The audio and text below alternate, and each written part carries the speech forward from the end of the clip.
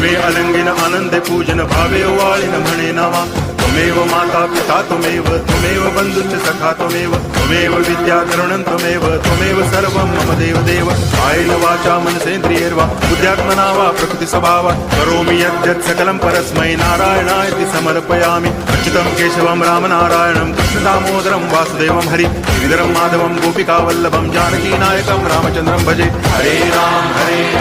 Ram Ram Hare Hare Hare Krishna